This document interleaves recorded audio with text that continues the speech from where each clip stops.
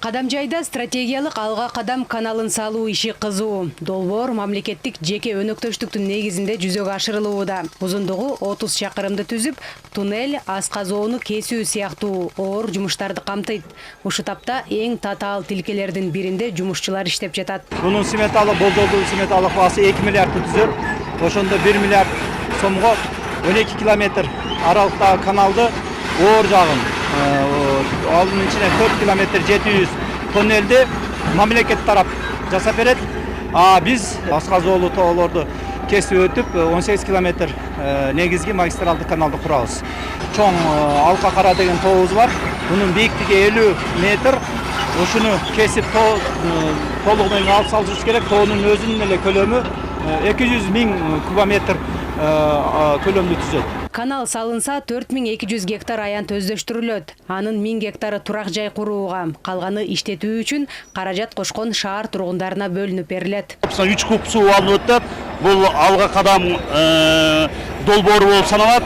И биз бул жерде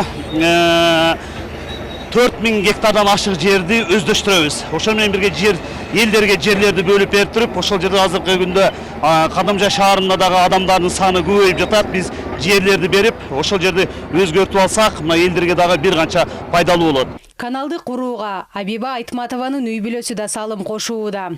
Өзү да колундагы келини да каражат кошкон. Анткени жердин пайдасын жакшы билишет. Буга чейин 1 гектар жер алып, малина айдашкан. Азыр андан түшкөн кирешесин алдыда өздөштүрүлө турган жерге берип жатышат. Бул жака дагы салымыбызды кошуп аракет кылып атабыз. Келечекте неберелерибиз үчүн деп. Өзүмдүн атымдан 250 миң салдык. Келиним кызыгып, өзү аракет кылып, апа мен отдельно салайын. Биз дагы ушинтип келечекте балдарыбызга деп 590 миң салды. Эми Кудай кааласа ушулардын озурун көрөбүз деген үмүттөбүз. Алга кадам каналын 2,5 жылдын ичинде, ал эми ички арык түтүктөр менен кошкондо 4-5 жылдын ичинде толук бүткөрүү пландалууда. Жазгүл Сейдахматова, Бакыт Кыязов, Чыңгыз Токторбек уулу, ЛТР, Баткен облусу.